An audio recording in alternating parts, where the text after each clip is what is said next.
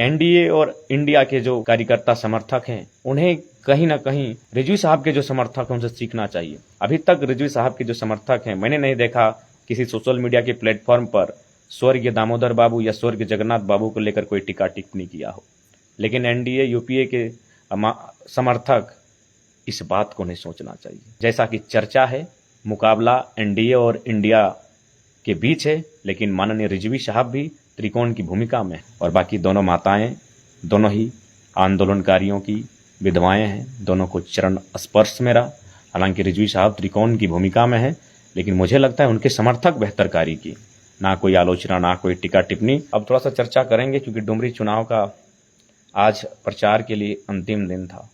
सभी दलों ने अपनी अपनी शक्ति का प्रदर्शन किया, लेकिन मैं बार बार कहता हूं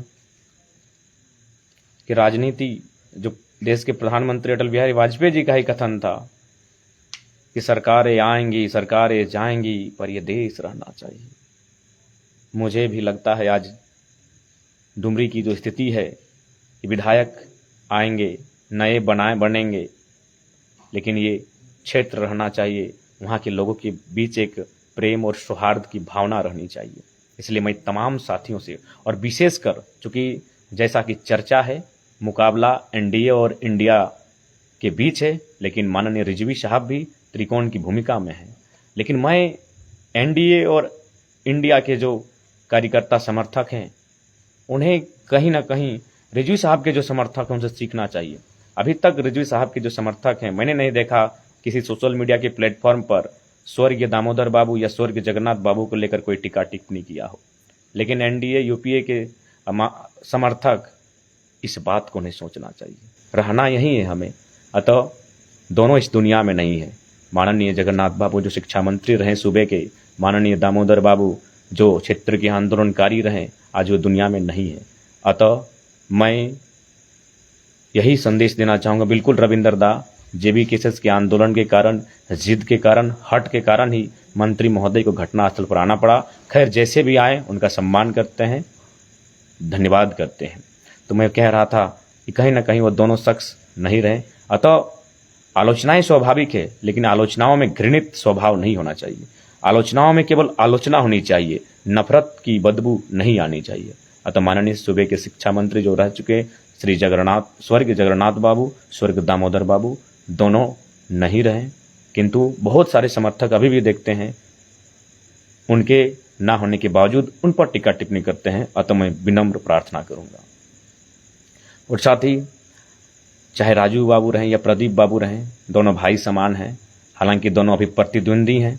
प्रदीप बाबू शायद बीमारी को लेकर ग्रसित हैं और राजू बाबू भी कुछ अपना पिताजी के देहांत के बाद बागडोर संभाले हैं। तो मैं एक निवेदन यह भी करना चाहूँगा कि प्रदीप बाबू की जो बीमारी है उसको लेकर कृपया कोई टीका टिप्पणी ना करें। आलोचनाएं होती रहेंगी, आलोचनाएं होनी चाहिए, लेकिन चाहे राजू बाबू रहें या प्रदीप बाबू रहें, दोनों उसी क्षेत्र के हैं। अतः दोनों के व्यक्तिगत जीवन, व्यक्तिगत चरित्र पर किसी प्रकार की टीका टिप्पणी करने से परहेज करें। और बाकी दोनों माताएं दोनों ही आंदोलनकारियों की विधवाएं हैं, दोनों को चरण स्पर्श मेरा। उम्मीद करते हैं दोनों डुमरी के बेहतर भविष्य के लिए 5 तारीख को उनको मतदान किया जाएगा।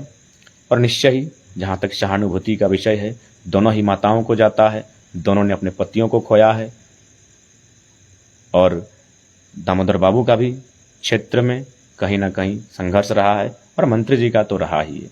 तो अतः यह एक ऐसा चुनाव है, एक ऐसा वैचारिक द्वंद्व है जिनमें 2 माताएं शीर्ष स्थान पर हैं।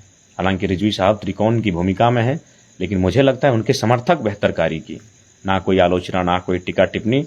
और अगर हुआ होगा तो मुझ तक जानकारी ऐसी नहीं है, उन्होंने अपना काम किया होगा।